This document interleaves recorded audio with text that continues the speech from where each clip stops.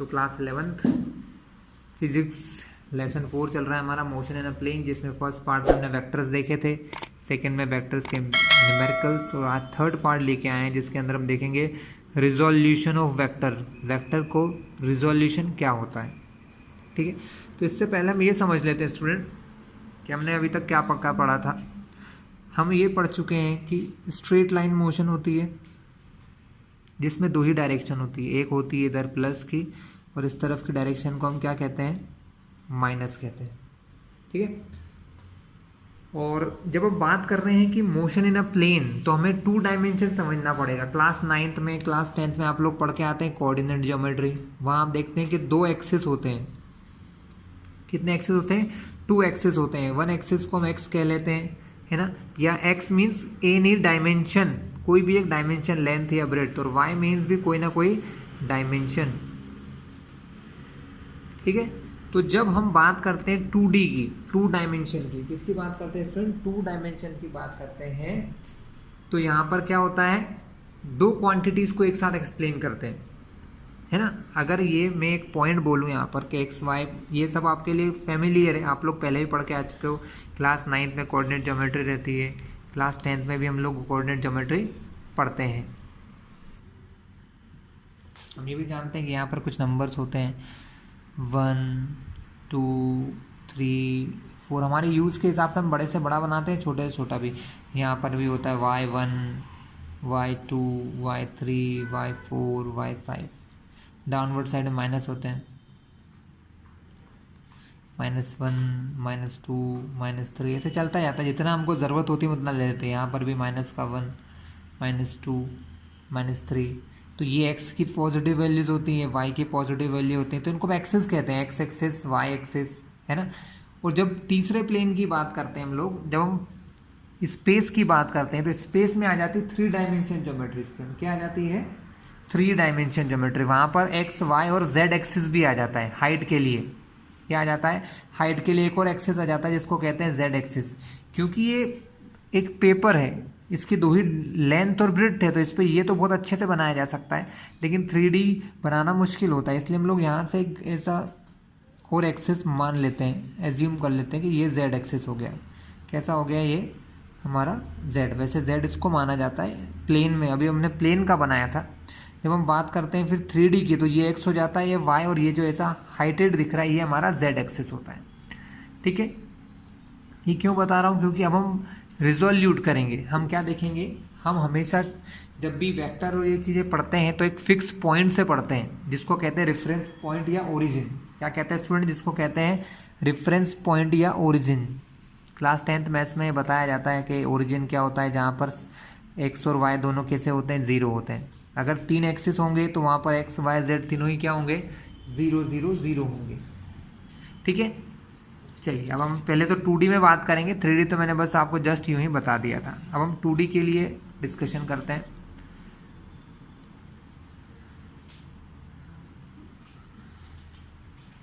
एक बहुत सिंपल सी चीज़, एक छोटा सा डायग्राम, ज़्यादा लॉन्ग बड़ा नहीं लेंगे हम।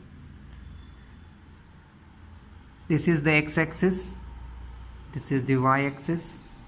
Suppose any point is here, अगर कोई पॉइंट यहाँ पर है, अगर कोई पॉइंट यहाँ पर है, सो स्टूडेंट ये हमारा ओरिजिन होता है 0,0, जैसे कि मैंने यहाँ बताया था कि यहाँ पर वैल्यू 1 2 3 4 होती है, यहाँ पर भी 1 2 3 4। ऐसा मैं यहाँ नहीं बना रहा हूँ, अभी हमें ज़रूरत नहीं है। तो अगर इस पॉइंट को अगर मैं वेक्टर फॉर्म में बोलूँ तो हम इसका वेक्टर कुछ ऐसे बनाते हैं, 0 से इस पॉइंट को ज्वाइन किया जाता है ऐसा एरो देते हुए कि ये इस पॉइंट P का, मान लो कि ये पॉइंट P है और ये हमारा पॉइंट O है, तो ये OP वेक्टर क्या होता है, पॉइंट P का पोजीशन वेक्टर होता है। इस OP वेक्टर को हम कहते हैं position vector of point P। क्या कहते हैं? Position vector of point P। लेकिन जब भी ऐसा होता है स्टूडेंट्स कि ये जो कोई भी वेक्टर है, अगर वो x या y के साथ कोई एंगल बनाता है,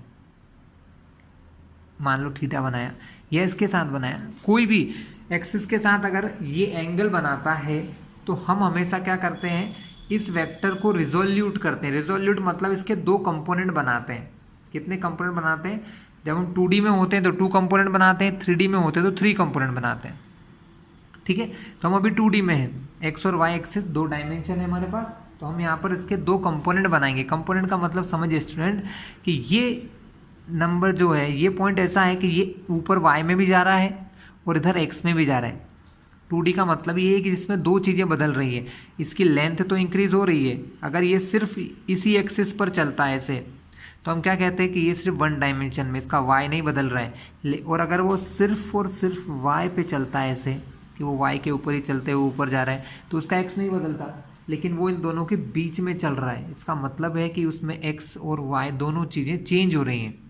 उसका एक्स कोऑर्डिनेट भी बदल रहा है, मतलब उसकी लेंथ भी बदल रही है, और उसकी ब्रेड्थ भी बदल रही है, मतलब वो मोशन कर रहा है एक प्लेन में। तब हम दोनों ही डायरेक्शंस में इस वेक्टर के रिजोल्यूशन करते हैं, है ना। इस पॉइंट को अगर यहाँ देखें एक्स एक्सिस के ऊपर, तो ये इसको यहाँ टच कर रहा है, ये तो ये हो गया हमारा एक्स वैल्यू, इसकी एक्स वैल्यू हो गई, और ये वैल्यू जो होती है, ये वैल्यू आपकी y हो चुकी है, जितना भी हो y। लेकिन इसको निकालने का एक और तरीका होता है ना, वो भी मैं आपको बताऊंगा अभी। ठीक है, अब अगर इस पॉइंट को x और y के फॉर्म में हमें वेक्टर में लिखना है स्टूडेंट, x और y के फॉर्म में वेक्टर में लिखना है, तो वेक्टर के लिए हमें क्या चाहिए होता है? ये x तो क्या है? एक मैग्नीट्यूड है। क्या है? मैग्नीट्यूड। क्या है स्टूडेंट हमारा? x हमारा सिर्फ और सिर्फ मैग्नीट्यूड है ना। x तो एक नंबर है, यहाँ से यहाँ तक x कितना होगा? 2 होगा, 3 होगा, 4 होगा, 5 होगा, है ना। ये y कितना होगा? हो सकता है 0, 1, 2, 3, 4, कुछ भी हो, जो भी नंबर हो, तो ये भी एक नंबर है। और वेक्टर के लिए चाहिए होती है डायरेक्शन। क्या चाहिए होती है? डायरेक्शन। तो हम एक्स एक्सिस की डायरेक्शन को शो करने के लिए हमने कुछ यूनिट वेक्टर माने हैं। ये चीज़ आपको अब याद करना पड़ेगी कि एक्स की डायरेक्शन का जो यूनिट वेक्टर होता है, यूनिट वेक्टर क्या होता है? यूनिट वेक्टर वो चीज़ होती है जिसके अंदर मैग्नीट्यूड होता है 1 हमेशा, और वो हमेशा एक स्पेसिफिक डायरेक्शन में। तो एक्स एक्सिस की डायरेक्शन में जो यूनिट वेक्टर होता है उसको हम कहते हैं आई कैप। जो वाई एक्सिस की डायरेक्शन का यूनिट वेक्टर होता है, एक्स एक्सिस का यूनिट वेक्टर क्या हो गया? आई कैप। वाई एक्सिस का यूनिट वेक्टर क्या हो गया? वाई एक्सिस के यूनिट वेक्टर को हम कहते हैं जे कैप। और उसी टाइप से जो जेड एक्सिस होता है ना, उसके यूनिट वेक्टर को कहते हैं के कैप। यूनिट वेक्टर को ऐसे समझिए स्टूडेंट कि ये 1 वैल्यू है। कितनी वैल्यू है? 1। यहाँ से यहाँ तक मान लो ये 1, ये 2 है, ये 3 है, ये वैल्यू 3 है। तो हम इस वैल्यू को 3 वेक्टर में नहीं कह सकते। अगर मुझे इस वैल्यू को वेक्टर में बताना है तो मैं इस वैल्यू को कहूँगा 3i कैप, क्योंकि 3 तो मैग्नीट्यूड समझ में आ गया, यहाँ से यहाँ तक का मैग्नीट्यूड। लेकिन डायरेक्शन के लिए क्या? तो डायरेक्शन के लिए आई कैप। वैसे ही अगर ये वैल्यू मान लो सपोज 4 है, ये वैल्यू अगर सपोज यहाँ से यहाँ तक की 4 है, तब मैं इसको 4 कहूँगा, तो ये तो मैग्नीट्यूड हो गया। डायरेक्शन कहाँ है? और वेक्टर क्या मांगता है? Vector needs direction. तो वाई एक्सिस के डायरेक्शन में क्या होता है? जेड होता है। तो इस वैल्यू को यहाँ से यहाँ तक अगर मुझे वेक्टर में बताना है, कैसा बताना है? वेक्टर में, तो इसको वही कहूँगा 4j कैप, क्योंकि 4 इंटू जे मतलब सिर्फ डायरेक्शन दे रहा है। क्योंकि इन तीनों की वैल्यू, इन तीनों का जो मैग्नीट्यूड है, इसका भी मैग्नीट्यूड 1 है, इसका भी मैग्नीट्यूड 1 है, इसका भी मैग्नीट्यूड 1 है, बस डायरेक्शन अलग अलग है। आई कैप एक्स की डायरेक्शन में है, जे कैप वाई की डायरेक्शन में है, और के कैप जो होगा वो जेड की डायरेक्शन में होगा। स्टूडेंट किस तरफ होगा? जेड एक्सिस की डायरेक्शन में। ठीक है, तो जब भी हम किसी वेक्टर को रिजोल्यूट करते हैं तो उसमें 2 चीज़ें देखी जाएगी, एक्स एक्सिस की वैल्यू और वाई एक्सिस की वैल्यूज। ठीक है, अगर इन दोनों को मिलाकर मैं ये p को बोलूँ तो वेक्टर p मेरा क्या होगा, या वेक्टर OP क्या होगा? वेक्टर OP होगा 3i plus 4j cap, 3i cap plus 4j cap. ठीक है, अगर हमको ये, क्योंकि वेक्टर, अब ये जो वेक्टर है इससे हम निकाल सकते हैं मैग्नीट्यूड, और जब डायरेक्शन निकालना हो तो डायरेक्शन के लिए लगता है एंगल थीटा। तो स्टूडेंट अगर मुझे यहाँ से अगर थीटा एंगल ये फाइंड करना है तो इस tan थीटा की वैल्यू क्या होगी? क्योंकि यहाँ पर जो एंगल होता है यही कहलाता है डायरेक्शन। कि वो देखो इसके हिसाब से क्या बोल रहा है कि वो x में जा रहा है, ये क्या कह रहा है कि वो y में जा रहा है, लेकिन ये क्या कह रहा है ना मैं x में जा रहा हूँ ना y में, मैं तो किसी और डायरेक्शन में जा रहा हूँ। लेकिन वो डायरेक्शन कैसे पता चलेगी कि वो x से कितने डिग्री पर जा रहा है या y से कितने डिग्री पर जा रहा है? तो भाई अगर आप ये थीटा निकाल लोगे तो आपको पता चल जाएगा कि वो x से कितना दूर है या y से कितना दूर है। तो टेन थीटा निकालने के लिए देखिए, अगर ये 4y है तो ये वाला हिस्सा भी क्या होगा 4y, और ये भी क्या होगा 3x। तो 4/3 ये वैल्यू है 4, ये वैल्यू है 3, तो टेन थीटा कितना हो जाएगा 4/3। यहाँ से आप थीटा एंगल फाइंड करके इसकी डायरेक्शन भी फाइंड कर सकते हैं। क्लियर है स्टूडेंट? तो इस टाइप से रिजोल्यूट होते हैं। अब अगर आपको कोई वेक्टर दिए रहेंगे ना, आगे हम जो क्वेश्चंस करेंगे उसमें वेक्टर हमको कुछ इसी प्रकार दिए रहेंगे। कैसे कि कोई भी वेक्टर को हम लिख सकते हैं एक्स आई कैप, एक्स की जगह कोई वैल्यू आ सकती है 1 2 3 4 5, वाई जे कैप प्लस जेड के कैप। इस टाइप से कोई भी वेक्टर मान लो कि किसी वेक्टर ए को रिप्रेजेंट करने के लिए हम इस प्रकार की चीज़ों का यूज़ करेंगे। ठीक है, इनमें आई कैप जे कैप के कैप मैंने बता दिया आपको। आई कैप क्या होता है, एक्स एक्सिस की डायरेक्शन में यूनिट वेक्टर। यूनिट वेक्टर मतलब उसकी लेंथ तो 1 होगी और डायरेक्शन एक्स की तरफ। तो इस टाइप से अब आपको वेक्टर देखने को मिलेंगे। ठीक है, चलिए इसके अलावा यहाँ पर हम कुछ वैल्यूज रख सकते हैं। एक्स की जगह कुछ भी रख देना 1 2 3, तो आपको एक वेक्टर पता चल जाए। जैसे एक मान लो मैंने वैल्यू रख दी, एक्स की जगह 2 रखा तो 2 आई कैप, वाई की जगह -3 रख दिया क्योंकि वाई माइनस में भी तो होता है, नीचे होगा तो -3 जे कैप प्लस 4 के कैप। ये कोई वेक्टर की वैल्यू हो गई। ठीक है, कि एक्स के डायरेक्शन में 2 है, वाई के डायरेक्शन में -3 है, जेड के डायरेक्शन में वो 4 है। ये क्लियर हो गया स्टूडेंट? इसके अलावा रिजोल्यूशन का एक और तरीका होता है स्टूडेंट। रिजोल्यूशन का एक तरीका और क्या होता है, दैट इज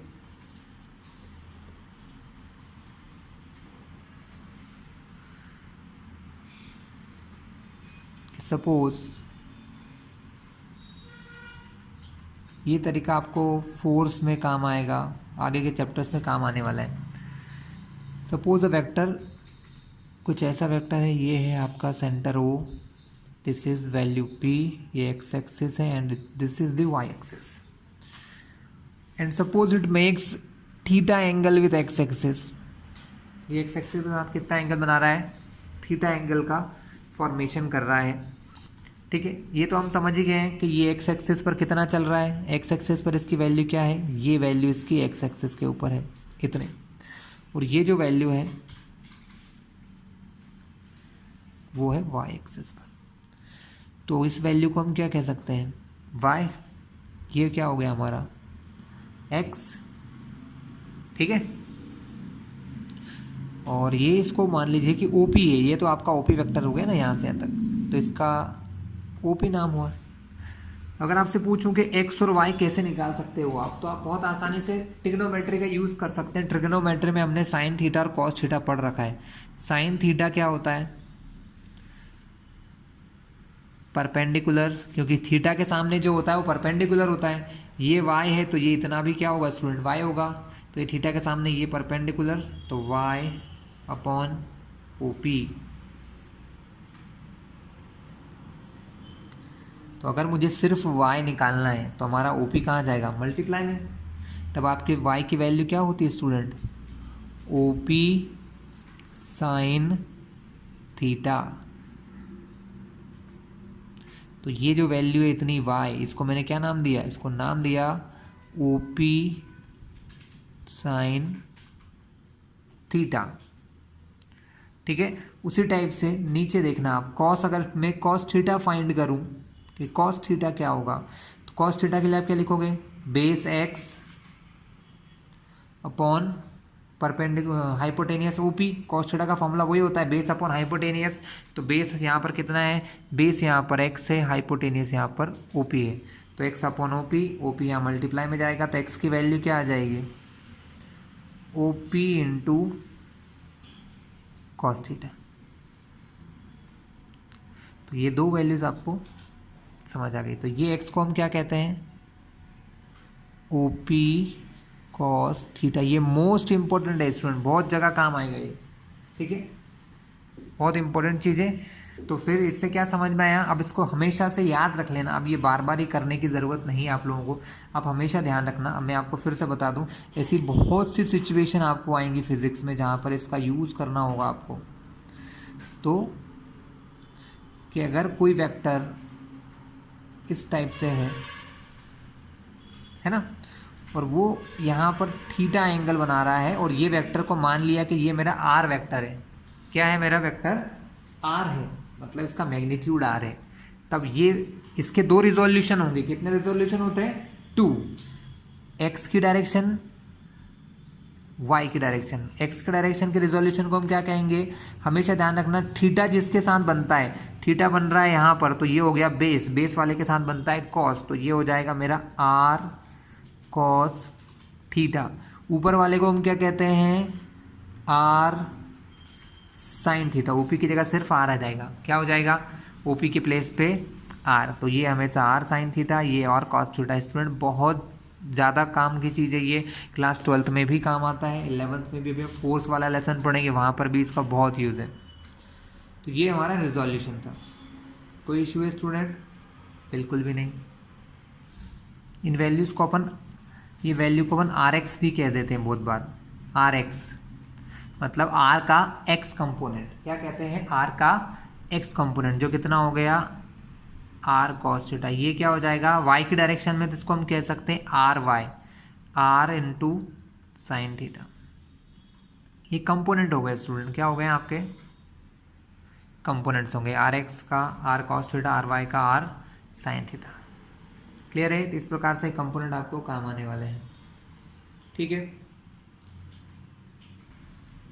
और स्टूडेंट ये तो हमने रिजोल्यूशन कर लिए आर एक्स और आर वाई, ठीक है। अगर हमको इस आर की वैल्यू निकालना हो, किसकी वैल्यू निकालना हो? आर के मैग्नीट्यूड की वैल्यू निकालना हो। कैसे निकालना हो? आर के मैग्नीट्यूड की वैल्यू निकालना हो तो क्या तरीके होते हैं? तो आर के मैग्नीट्यूड की वैल्यू निकालना हो तो उसके तरीके ये होते हैं स्टूडेंट।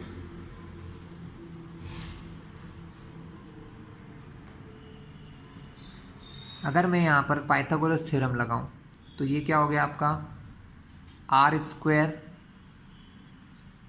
इज इक्वल्स टू, ये बेस है, अब इसको आर कॉस लिखो या एक्स लिख दो डायरेक्ट, कि ये एक्स एक्सिस है, तो X square plus Y square. X square plus ये वैल्यू आपकी एक्स होती है, ये वैल्यू वाई, हमने सिर्फ वाई और एक्स को आर कॉस आर साइन लिखा है ना।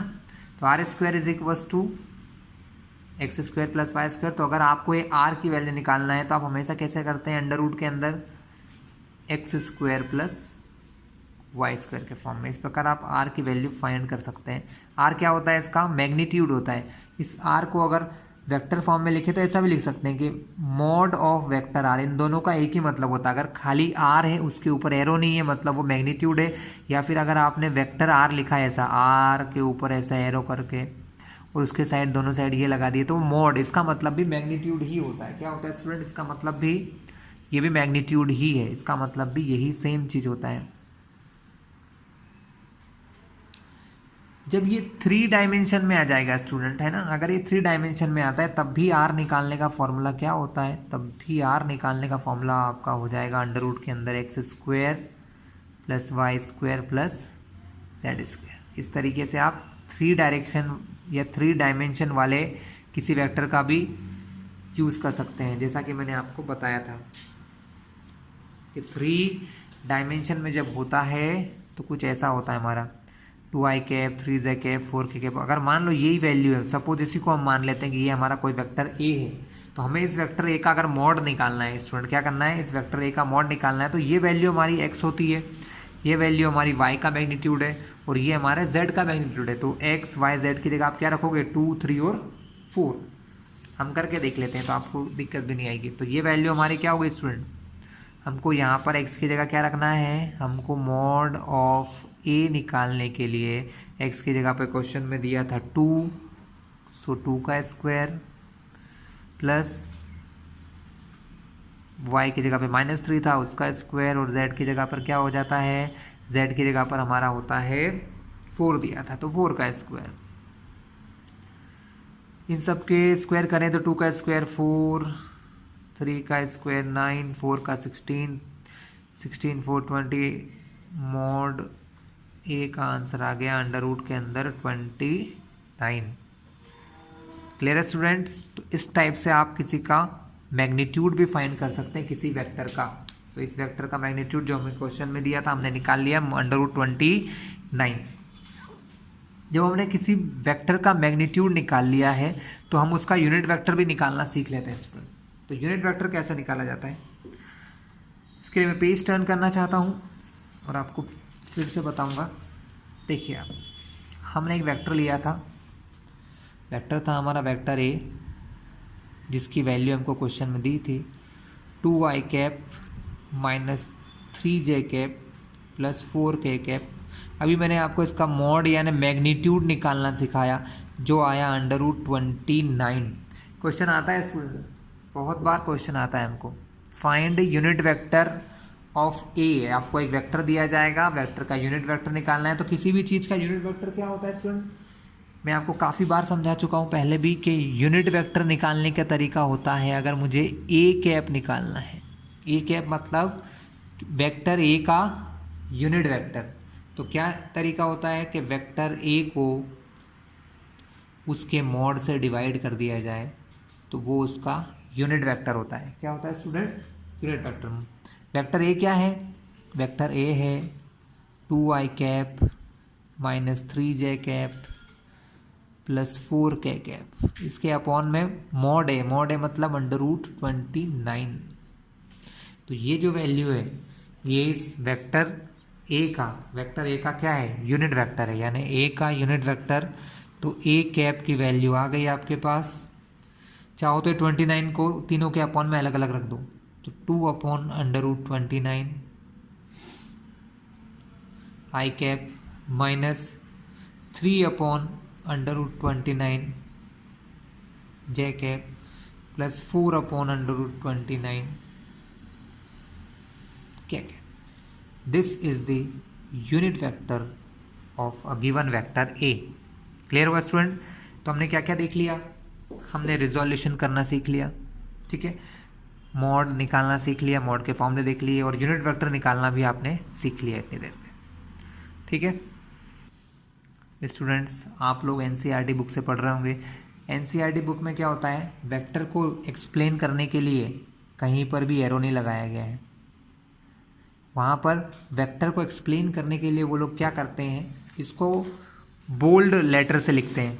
ध्यान से देखिए, यहाँ पर ये आर कैसा है, बिल्कुल बोल्ड है, गाढ़ा लिखा हुआ है, मतलब एक वेक्टर है, ये वैल्यू वेक्टर नहीं है। तो जो चीज़ें आप लोगों की बुक में बोल्ड लेटर में लिखी हुई हैं, बोल्ड लेटर आप समझते हैं, बोल्ड और लाइट है ना, बोल्ड मतलब जो गाढ़े कलर के होते हैं, जैसे डार्क कलर का, ये डार्क है, तो ये सब वेक्टर को रिप्रेजेंट कर रहे हैं। ये लाइट कलर है तो ये वेक्टर नहीं है, ये वेक्टर नहीं है, ये वेक्टर नहीं है, ये क्या है, तीनों स्केलर या मैग्नीट्यूड है।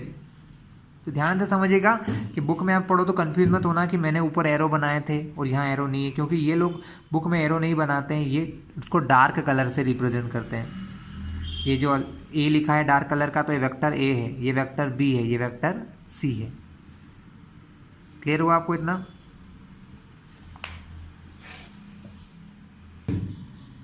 तो स्टूडेंट, हमने क्या देख लिया कि अब हम जो वेक्टर पढ़ने वाले हैं आगे, हमको वेक्टर्स वहाँ पर कुछ इस टाइप से दिए रहेंगे।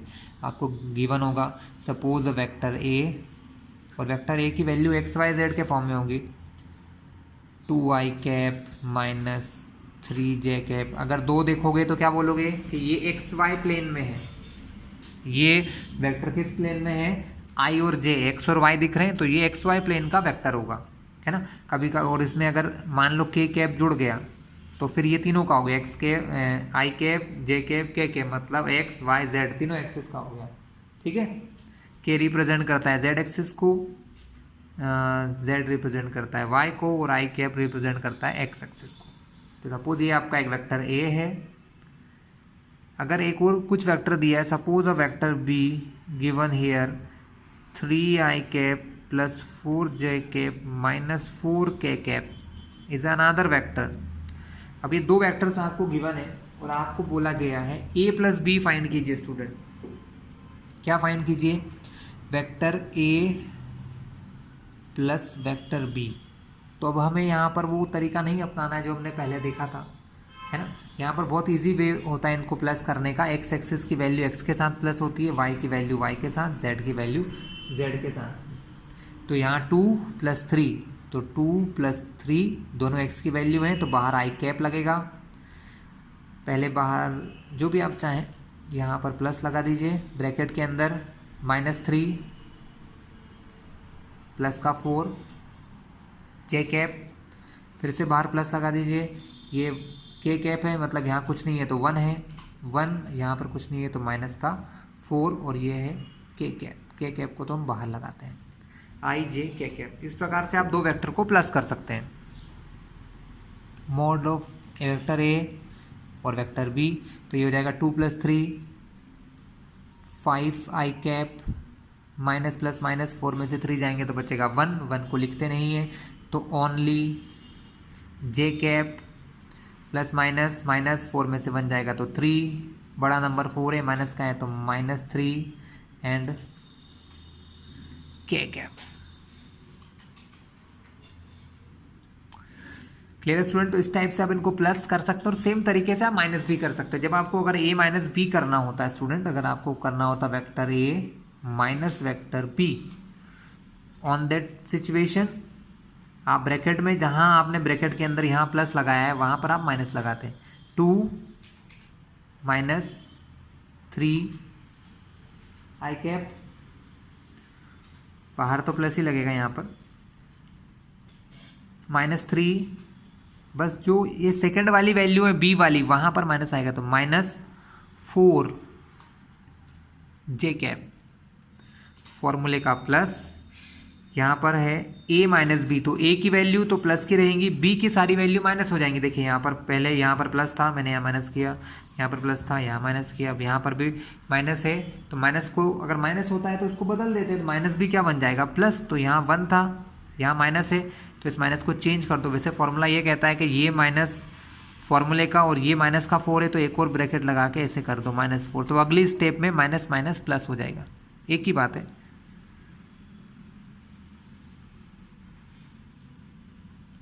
चलिए स्टूडेंट, तो vector A minus vector B क्या होगा यहाँ पर, प्लस माइनस माइनस, 3 में से 2 गया तो बचा 1, 1 को लिखेंगे नहीं, आई कैप ही लिखेंगे, बट बड़ा नंबर माइनस का है तो यहाँ लग जाएगा -i, माइनस माइनस प्लस, 3 + 4 7, दोनों माइनस के हैं तो आंसर में माइनस ही आएगा। और ये है जे कैप, माइनस माइनस प्लस, 4 + 1 5, तो 5 के कैप। स्टूडेंट ये था दो वेक्टर को माइनस करना। क्लियर है आपको, दो वेक्टर को प्लस कर लिया, दो को माइनस कर लिया। अब हमें कुछ और भी करना है, स्केलर मल्टीप्लिकेशन। ये अगर ये a दिया है और आपसे बोला जाए 4 × वेक्टर a निकालिए, ये 4 × वेक्टर a मतलब कि इस वेक्टर a में किसी नंबर 4 से मल्टीप्लाई करना है आपको। क्या करना है, वेक्टर ए जो ये दिया था इसमें किसी नंबर 4 से मल्टीप्लाई करना है, तो सिंपल सा मल्टीप्लाई, ये 4 का मल्टीप्लाई तीनों चीज़ों से हो जाता है। तो 4 × 2 आई कैप, 3 जे कैप प्लस के कैप, 4 का मल्टीप्लाई करते जाओ सबसे, 4 × 2 = 8 आई कैप, 4 × 3 = 12 जे कैप, 4 × 1 = 4 के कैप। ये हो गया आपका 4 वेक्टर ए। क्लियर है स्टूडेंट। तो इस तरीके से आप किसी स्केलर का मल्टीप्लाई या सेम तरीके से डिवाइड भी कर सकते हैं, कोई इश्यू नहीं है। अगर ये 4 अपॉन में होता था इन सब के अपॉन में 4 4 4 लगा देते हम लोग। तो क्लास ये हमने रिजोल्यूशन पूरा देख लिया है। स्टूडेंट एक एनसीईआरटी क्वेश्चन लेते हैं, काफ़ी अच्छा क्वेश्चन है। Question number 4.22, I cap and J cap are unit vector along X and Y axis. X और वाई एक्सिस के यूनिट वेक्टर क्या है, एक्स और वाई एक्सिस के यूनिट वेक्टर दिए आई कैप और J cap. What is the magnitude and direction of I plus J and I minus J. तो I plus जे का मैग्नीट्यूड और डायरेक्शन निकालना है हमको, ठीक है, और आई माइनस जे का भी मैग्नीट्यूड निकालना है और डायरेक्शन निकालना है, ठीक है। तो हम इनको ग्राफिकली बनाएंगे पहले और फिर सॉल्व करेंगे। उसके बाद भी कुछ क्वेश्चन आगे हैं, लेकिन पहले इतना कर लें फिर आगे का पार्ट करेंगे। सो स्टूडेंट, हमें क्वेश्चन क्या दिया है कि X axis and Y axis के हमको यूनिट वेक्टर बता दिए हैं I cap and J cap, और हमको दो चीज़ों की वैल्यू पूछ ली। हमें यहाँ पर दो वेक्टर दे दिए हैं। एक वेक्टर दिया है आई कैप प्लस जे कैप, आप चाहो तो इसको कुछ नाम दे लो और नहीं चाहो तो कोई इशू भी नहीं है। और एक वेक्टर दिया है आई कैप माइनस जे कैप। हम इसको पहले क्या करते हैं, इन वेक्टर्स को बनाते हैं कि वेक्टर कैसे होंगे। ग्राफिकल मेथड बहुत सिंपल और अच्छी होती है।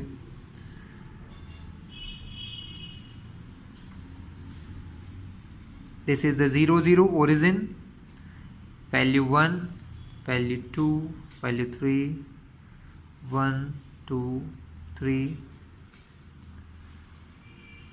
-1, -2, -3, here is -1, -2, -3। उन्होंने क्या कहा है, i प्लस जे, आई मतलब x की वैल्यू 1, x की वैल्यू 1 कहाँ होती है यहाँ पर, y की वैल्यू भी 1, क्योंकि z के साथ यहाँ कुछ नहीं है तो 1, तो y की वैल्यू भी क्या हो गई 1, यानी हमको 1,1 यहाँ से भी 1 और यहाँ से भी 1, तो ये कुछ यहाँ पॉइंट आ रहा है। तो ये जो वेक्टर है ना, ये स्टूडेंट ये वेक्टर हमारा, मान लो इसको एक नाम दे दो, ये पॉइंट को नाम दे दो P, और ये हमारा ओरिजिन है, तो ये OP क्या हो गया, ये जो वेक्टर OP है ये OP वेक्टर होगा हमारा i प्लस जे। तो हम इसको नाम दे दिया vector OP is equals to i plus J. Second vector क्या है, i माइनस जे है, तो ये तो 1 ही है, i मतलब x तो 1 है, लेकिन z क्या है यहाँ पर स्टूडेंट, z यहाँ पर -1 है, -1 मतलब नीचे यहाँ पर, तो ये वेक्टर यहाँ बनेगा -1 और +1 के पॉइंट पर, मतलब कुछ यहाँ पर, इसको नाम दे दो Q पॉइंट। तब ये जो वेक्टर है यहाँ से यहाँ तक का, ये वेक्टर क्या हो जाएगा स्टूडेंट, ये वेक्टर आपका हो जाएगा Q, मतलब OQ वेक्टर हो गया, जिसको हम कहेंगे i माइनस जे। स्टूडेंट आपसे पूछा है मैग्नीट्यूड और डायरेक्शन।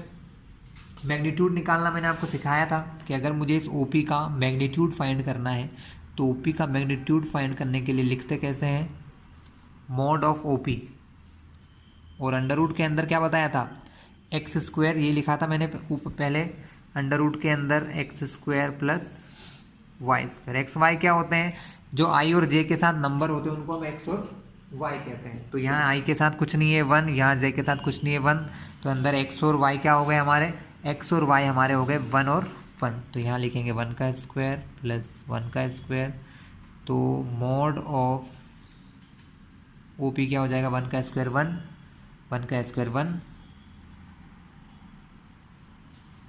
तो ये वैल्यू हो जाएगी अंडर रूट 2। तो हमारा OP का मॉड कितना हो गया, OP का मॉड हो गया अंडर रूट 2। अब OQ का मॉड भी निकाल लेते हैं। मॉड मतलब क्या होता है, मैग्नीट्यूड होता है स्टूडेंट, क्या होता है मॉड मतलब मैग्नीट्यूड। तो OQ का मैग्नीट्यूड क्या होगा, OQ का मैग्नीट्यूड भी कुछ ऐसा ही होगा, इसके साथ 1 है और -1 है, तो मॉड के अंदर 1 का स्क्वायर, फॉर्मूले का प्लस और -1 का स्क्वायर। तो OQ की वैल्यू कितनी हो जाएगी student, OQ mod of OQ क्या हो जाएगा, 1 का स्क्वायर 1 होता है, -1 का स्क्वायर भी 1 होता है स्टूडेंट, क्योंकि किसी भी चीज़ का स्क्वायर करने पर वो प्लस बन जाती है। 1 का स्क्वायर 1 1 जा 1 और माइनस माइनस प्लस हो जाता है, 1 + 1 2। तो दोनों के मैग्नीट्यूड तो सेम है स्टूडेंट, दोनों के मैग्नीट्यूड क्या है, दोनों के मैग्नीट्यूड हमारे अंडर रूट 2 ही हैं। ठीक है, तो हमने OP और OQ का मैग्नीट्यूड निकाल लिया। हमको क्वेश्चन में बोला गया है find magnitude and direction of vector, इन दोनों के मैग्नीट्यूड और डायरेक्शन हमें फाइंड करना है। तो डायरेक्शन के लिए मैंने क्या बताया था, डायरेक्शन के लिए हमको निकालना होता है tan थीटा। क्या निकालना होता है स्टूडेंट, हमको निकालना होता है tan थीटा, कि ये एक्स एक्सिस के साथ हमने सपोज मान लेते हैं कि एक्स एक्सिस के साथ अल्फा एंगल बनाते हैं, और ये जो वेक्टर है ये एक्स एक्सिस के साथ बीटा एंगल बनाते हैं। तो हमको ये अल्फा और बीटा दोनों एंगल निकालना है। अगर आप ये दोनों एंगल निकाल लोगे तो आपको पता चल जाएगा कि ये किस डायरेक्शन में जा रहे हैं, एक्स एक्सिस से कितने डिग्री दूर जा रहे हैं या वाई से कितने डिग्री पर दूर जा रहे हैं। तो ये निकालने का तरीका बहुत सिंपल है, tan थीटा लगेगा और टेन थीटा मैंने क्या बताया था, tan theta is equals to होता है वाई अपॉन एक्स, मतलब यहाँ पर जो वाई की वैल्यू है वो 1 और एक्स की वैल्यू है 1, तो थीटा की जगह, सॉरी मैंने थीटा यहाँ गलती से लिख दिया, यहाँ अल्फ़ा लिखना चाहिए क्योंकि हमने यहाँ पर एंगल क्या माना है, अल्फ़ा माना है। तो tan alpha is equals to Y upon X, पहले ही बता चुका हूँ टेन अल्फ़ा क्या होता है, परपेंडिकुलर अपॉन बेस। यहाँ पर देखा जाए तो ये परपेंडिकुलर है 1, ये बेस भी कितना है 1। तो स्टूडेंट कैसे कि ये आपका बेस होता है, ये होता है परपेंडिकुलर, पहले ही बता चुका हूँ, तो ये भी वैल्यू 1 है, ये भी वैल्यू 1 है। तो टेन अल्फ़ा कितना हो जाएगा 1 अपॉन 1, 1 अपॉन 1 मतलब होता है 1 ही होता है, और 10 में 1 आता है 45 डिग्री पर, तो हम लिख सकते हैं tan alpha is equals to 10 45 degree. इसका मतलब अल्फ़ा कितना है हमारा 45 डिग्री, मतलब वो एक्स एक्सिस के साथ 45 डिग्री एंगल बनाते हुए चल रहा है। कहाँ चल रहा है, जो आई प्लस जे है, आई प्लस जे कितने डिग्री पर है, एक्स एक्सिस के साथ 45 डिग्री के एंगल पर जा रहा है। ये हो गई डायरेक्शन, 45 डिग्री एंगल हमारी डायरेक्शन हो चुकी है एक्स एक्सिस के साथ, और मैग्नीट्यूड हम निकाल चुके हैं। ये ओ क्यू के, सॉरी ओ पी के दोनों काम हो गए हैं, ओ क्यू का भी निकालना है।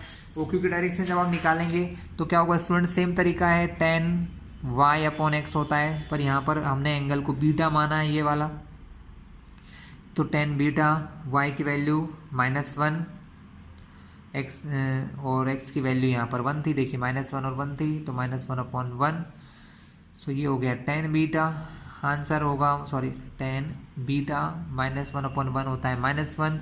10 में -1 जो होता है स्टूडेंट वो 135 डिग्री पर आता है, कितने पर आता है 135 डिग्री पर आता है, हाँ, तो 135 पर भी आता है। और माइनस के इस एंगल, जब एंगल हम देखिए एक्स एक्सिस से एंगल जब इस तरफ मानते हैं तो हम उसको माइनस मानते हैं, तो वैल्यू तो इसकी 1 ही है, यानी 10 बीटा हमारा क्या हो जाएगा -1045, ठीक है। तो बीटा की वैल्यू हम लिख सकते हैं यहाँ पर -45 डिग्री। -45 डिग्री का सिंपल सा मतलब स्टूडेंट मैं फिर बता दूँ आपको, जब हम एक्स एक्सिस से एंटी क्लॉकवाइज ऐसे एंगल नापते तो ये प्लस माना जाता है, और अगर एंगल को इस तरफ माने तो वो माइनस है, तो ये एंगल इस तरफ है इसलिए इसको माइनस कह रहा हूं मैं, ठीक है। स्टूडेंट इसका नेक्स्ट पार्ट देखते हैं। नेक्स्ट पार्ट में क्या बोला है आपसे, नेक्स्ट पार्ट में आपसे बोला है कि एक और वेक्टर ए है जो है 2y + 3j, 2y + 3j है। What are the component of a vector A, एक और वेक्टर ए है जिसकी वैल्यू है 2y + 3j, इसके हमको कंपोनेंट निकालना है, कंपोनेंट निकालना है, लेकिन किसकी डायरेक्शन में, i + j और i - j की डायरेक्शन में इसके कंपोनेंट्स हमको फाइंड करना है। इसके कंपोनेंट जो i + j और i - j में है उसको फाइंड करना है। तो बहुत ईजी है, हमको यहाँ लिखा है यू में यूज़ ग्राफिकल मेथड, आप ग्राफिकल मेथड का भी यूज़ कर सकते हैं। कैसे करेंगे स्टूडेंट, एक पेज ले लेते हैं हम इस डायग्राम को थोड़ा स्टूडेंट डायग्राम बना लेते हैं। आज अब हम देखेंगे प्रोजेक्शन निकालते कैसे हैं, है ना, प्रोजेक्शन भी कहते हैं इसको, ये जो कंपोनेंट है इनको प्रोजेक्शन भी कहा जाता है। तो कंपोनेंट या प्रोजेक्शन निकालने के लिए दो चीज़ें चाहिए होती है स्टूडेंट, है ना, एक डायग्राम बना ले, तो डायग्राम के लिए फिर से हम क्या करते हैं,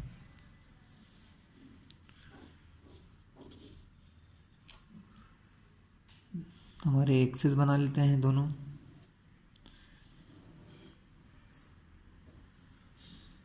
वन टू थ्री, -1 -2 -3। देखिए इसको जितना ज़रूरत हो उतना ही बनाए, है ना, हमें ज़्यादा ज़रूरत नहीं इसलिए हम लोग सिर्फ 1 2 3 तक ही जा रहे हैं, 1 2 और 3, ये -1 -2 और -3। हमने दो वेक्टर ऑलरेडी बना रखे हैं, एक ये है हमारा जिसको कहते हैं हम i + j है, एक हमारा इस तरफ है जिसको कहते हैं i - j है, हमारा जो है हमारा i - j कैप, ये है i कैप + j कैप। वो हमें एक और वेक्टर बताया गया है 2y + 3j, तो यहाँ से 2 और यहाँ से 3, तो it is looking around here, ये कुछ यहाँ आएगा। अगर इसको इससे ज्वाइन करें तो ये कुछ ऐसा होगा। ये वेक्टर की वैल्यू है 2i cap plus 3j k cap. हमें बोला है कि इस वेक्टर का i प्लस जे पर हमको क्या निकालना है, कंपोनेंट निकालना था। हमको जिसके साथ कंपोनेंट निकालना होता है उनके बीच का ये एंगल हमें चाहिए होता है स्टूडेंट। क्या चाहिए होता है, एंगल चाहिए होता है। हमें इसका एंगल पता है कि ये i प्लस जे जो है ये 45 डिग्री एंगल बना रहा है एक्स एक्सिस के साथ, लेकिन इसके साथ कितना बना रहा है ये हमको नहीं पता है। तो हम पहले यही फाइंड करेंगे, कि हम सबसे पहले ये फाइंड करेंगे कि ये एंगल कितना होगा, ये बड़ा वाला एंगल जो 2i प्लस 3j है, ये हमारे एक्स एक्सिस के साथ कितना एंगल बना रहा है हम ये देखेंगे।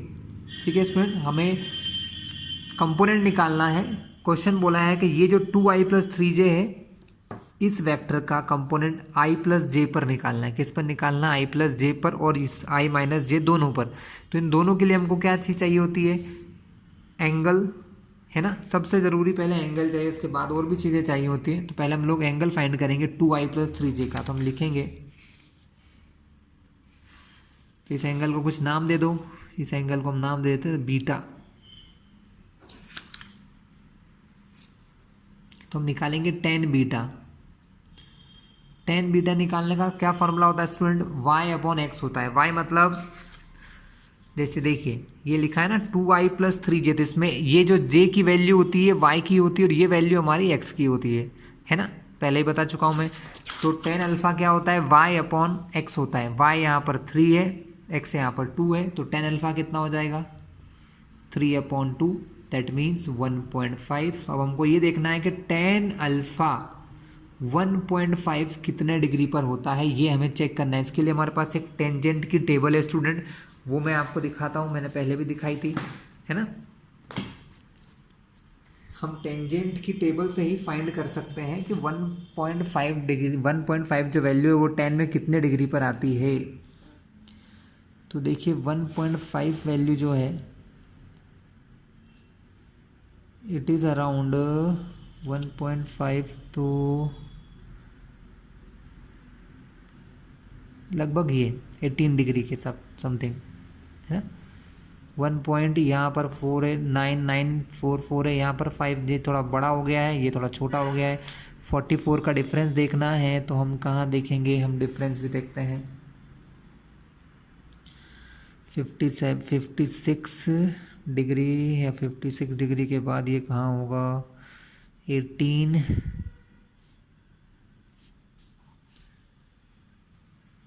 देखिए स्टूडेंट थोड़ा सा देखने में छोटे छोटे वर्ड्स इसलिए टाइम लग रहा है। 100 का डिफरेंस है, तो ये मान के चलिए कि 18 डिग्री पर ही होगा। 56 डिग्री और 18 मिनट या 0.3, ठीक है, क्योंकि 57 पर तो ये 1.5 से ऊपर हो जाएगा। देखिए 1.5 से, तो 56 डिग्री और ये 49 हो रहा है, तो 1 यहाँ देखिए ये लिखा है 1.488, यहाँ पर ये लिखा है 499, मतलब लगभग 1.5 के बराबर। तो ये जो वैल्यू आई है ये 18 डिग्री पर आई है स्टूडेंट। कहाँ आई है, मैं आपको दिखा दूँ, ये देखिए 56 डिग्री पर वैल्यू होती है 1.4882, फिर उसके बाद 6 मिनट, 12 मिनट, 18 मिनट, जो 56 के बाद 18 मिनट है वहाँ पर वैल्यू आ रही है 49994, ठीक है। और ये 24 मिनट भी है, तो दोनों में से कुछ भी ले सकते हैं। हम लेंगे 56.03। क्या लेंगे, 56.03। ये डिग्री में दिया है 03 और मिनट में दिया है, तो हमारा एंगल कितना होगा, तो tan अल्फा आ जाएगा स्टूडेंट। ये जो वैल्यू है हमारी, ये वैल्यू हमारी हो गई है tan 56.3 डिग्री की, tan अल्फा। कोई दिक्कत, यानी अल्फा जो एंगल है हमारा वो 56.3 डिग्री का आ गया। अब ध्यान से देखना आप लोग, ये यहाँ से यहाँ तक का एंगल 45 है और ये पूरा बड़ा एंगल 56.3 है। तो अगर इस बड़े वाले एंगल 56.3 में से अगर ये 45 एंगल माइनस कर दूँ तो इन दोनों के बीच का ये एंगल पता चल जाएगा। इसको और कुछ नाम दे दीजिए, इसको नाम दे देते हैं बीटा जीरो, नाम दे दीजिए स्टूडेंट, इसको नाम दे दो बीटा जीरो। ठीक है, तो हम लिखेंगे एंगल, हमें फाइंड करना है angle between 2i plus 3j and i plus J. तो i प्लस जे और टी आई प्लस 3j के बीच में जो एंगल बन रहा है वो कितना है, वो बीटा जीरो मान लिया हमने, और वो है 56.3 माइनस 45। आप समझ गए होंगे मैंने किसको माइनस किया है, ये जो बड़ा एंगल था 56.3 और ये 45 को माइनस किया, तो इन दोनों के बीच का ये एंगल बीटा जीरो हमको मिल गया। क्योंकि जब तक आपको एंगल नहीं मिलेगा आप उसका कंपोनेंट नहीं फाइंड कर सकते। कंपोनेंट फाइंड करने की पहली नीड ही होती है स्टूडेंट, क्या पहली नीड ही हमारी होती है, ये आ जाएगा 11.3। एंगल बहुत ज़रूरी होता है। अब हम कंपोनेंट निकाल लेते हैं, देखना ध्यान से। कंपोनेंट के लिए हमें क्या क्या चीज़ें की ज़रूरत होती है, हमें इसका मॉड भी चाहिए स्टूडेंट। कंपोनेंट के लिए हमको इस वेक्टर का मॉड भी चाहिए।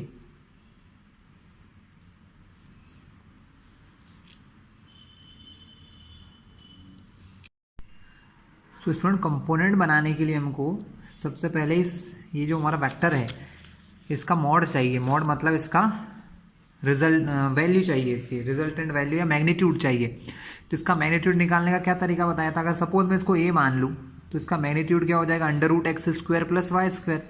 तो अंडर रूट के अंदर 2 का स्क्वायर प्लस 3 का स्क्वायर, तो ये वैल्यू हो जाएगी 2 का स्क्वायर 4, 3 का स्क्वायर 9, दोनों को प्लस करोगे तो अंडर रूट के अंदर 13। ये अंडर रूट 13 बाहर नहीं निकल सकता है। ठीक है, अब हम बात करते हैं कंपोनेंट के। सो कंपोनेंट क्या होता है स्टूडेंट, आज ध्यान से समझ लीजिएगा। Component of 2i plus 3j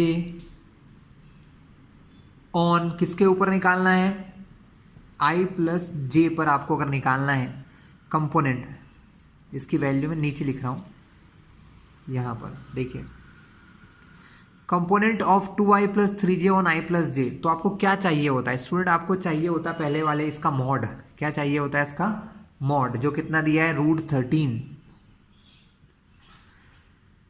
अब कंपोनेंट में एक बार फिर से आपको एक्सप्लेन कर दूं, मैंने पहले ही बताया था कि कंपोनेंट जब आप करते हैं तो कंपोनेंट तो 2 होते हैं, एक जिसके साथ एंगल बनाते हैं और एक इससे परपेंडिकुलर होता है। तो अगर आप इसके साथ एंगल बना रहे हो, जो भी एंगल बना रहे हो, तो यहाँ जब आप कंपोनेंट निकालते हैं तो इसकी वैल्यू cos थीटा आती है। क्या आती है, cos थीटा। मैंने पहले भी आपको करवाया था कि अगर सपोज ये a है और ये अगर एंगल थीटा है तो ये होता है a cos थीटा और ये होता है a sin थीटा। मैंने पुराने वीडियोज़ में डाल रखा है ना।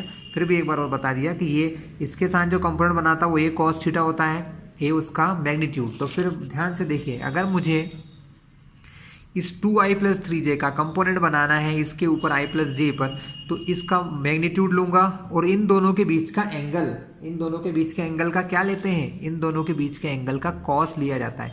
तो √3 इंटू कॉस कितना दिया है एंगल, B0 कितना एंगल है 11.3 डिग्री। कितना है स्टूडेंट 11.3 डिग्री। इसकी वैल्यू भी आपको मैं बताऊंगा अभी। कॉस 11.3 डिग्री इंटू इसका यूनिट वेक्टर लगता है स्टूडेंट। क्या लगता है, यूनिट वेक्टर लगता है। यूनिट वेक्टर क्या होता है, यूनिट वेक्टर आपने निकाल लिया था पहले ही, i प्लस जे अपॉन √2।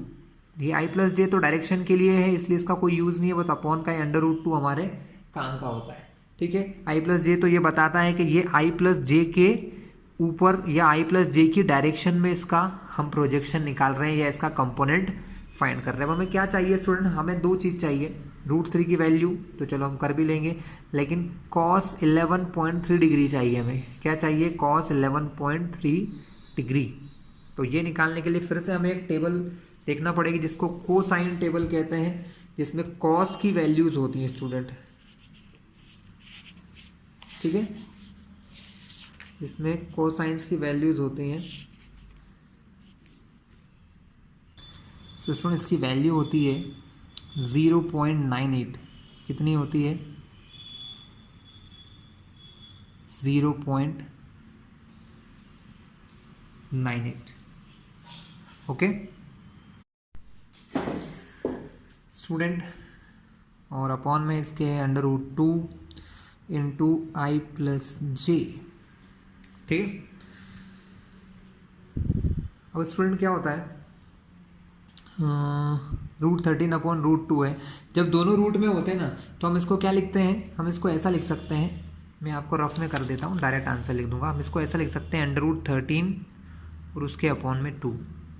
तो अगर 13 के अपॉन में, क्योंकि दोनों पे रूट है ना तो वो दोनों एक ही रूट बन जाता है, दोनों अपॉन में है। अगर मल्टीप्लाई में होते तो मल्टीप्लाई हो जाता, अपॉन में तो डिवाइड हो जाएगा। इसका आंसर आएगा अंडर रूट के अंदर 6.5। कितना आएगा, अंडर रूट के अंदर 6.5। और जिसकी वैल्यू होती है स्टूडेंट, आप लोग फाइंड कर लीजिएगा, लॉन्ग डिवीजन मेथड पहले भी आपने सीख रखी होगी, जिसकी वैल्यू होती है 2.549 इंटू 0.98 और साथ में हमारा बचा है आई प्लस जे। ठीक है, इन दोनों का मल्टीप्लाई करोगे तो आपको वैल्यू मिलेगी समथिंग अबाउट 2.5। ठीक है, और आई प्लस जे जो है, आई प्लस जे, अब आप स्टूडेंट ये जो कंपोनेंट हमारा निकला है ना 2.5 इंटू आई प्लस जे, ये जो कंपोनेंट हमारा निकलता है ये हमारा वेक्टर कंपोनेंट है। कैसा कंपोनेंट है, वेक्टर कंपोनेंट, मतलब आपसे वेक्टर। लेकिन अगर सिर्फ इसका मैग्नीट्यूड पूछेगा, वो सिर्फ क्या पूछेंगे आपसे, मैग्नीट्यूड, क्योंकि शायद क्वेश्चन में मैग्नीट्यूड ही पूछा है। ठीक है,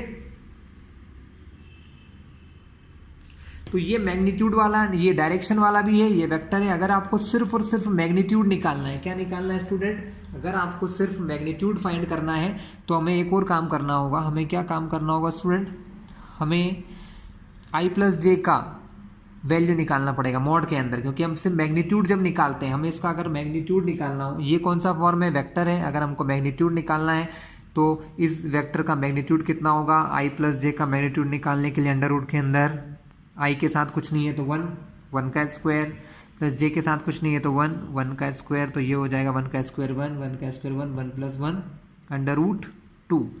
1 का स्क्वायर 1 होता है, 1 का स्क्वायर 1, तो अंडर रूट 2 इसकी वैल्यू होगी इतने प्लेस की, सिर्फ मैग्नीट्यूड की बात करें, है ना। ये जो आंसर है ये भी एक आंसर है, ये वेक्टर कंपोनेंट है डायरेक्शन के साथ, और सिर्फ आपको मैग्नीट्यूड चाहिए, तो मैग्नीट्यूड कितना हो जाएगा 2.5 इंटू अंडर रूट 2। ठीक है, पॉइंट हटाते हैं तो अपॉन में कितना आता है, 10 आता है। रूट ऊपर है, हम चाहें तो इसको नीचे ला सकते हैं, under root 2 upon under root 2। ठीक है, ये हो गया 25, ये है 10, 25 से कटा 5 बार, ये कटा 5 से 2 बार, तो वैल्यू हम यहाँ लिख लेते हैं 5 इंटू रूट 2 में रूट 2 का मल्टीप्लाई करते हो तो 2 आ जाता है, नीचे है 2 इंटू रूट 2, 2 से 2 कैंसिल, तो 5 अपॉन रूट 2 इसका मैग्नीट्यूड आ जाएगा स्टूडेंट, और यही हमारा फाइनल आंसर है। इसमें जो एक प्रोजेक्शन और निकालना है आई माइनस जे का, मैं सोचता हूँ वो आप करें तो ज़्यादा बेटर रहेगा, आप लोगों की प्रैक्टिस भी हो जाएगी। सेम तरीके से करना है, कोई डिफरेंस नहीं है, बस यहाँ पर आपको एंगल निकालना होगा कि अगर आपको 2i + 3j का प्रोजेक्शन i माइनस जे पे निकालना है तो आपको सबसे पहले इसका एंगल पता होना चाहिए। क्या पता होना चाहिए, इसका एंगल। तो आप एंगल निकाल चुके हो, यहाँ से यहाँ तक कितना एंगल है 56.3, ये वाला एंगल पहले से निकला है 45, दोनों को प्लस करोगे तो आपको एंगल मिल जाएगा। तो क्लियर है स्टूडेंट, है ना। तो ये वीडियो आज हम यहीं ख़त्म करते हैं, नेक्स्ट पार्ट में कुछ और क्वेश्चंस और नए कॉन्सेप्ट के साथ आएंगे आपके पास।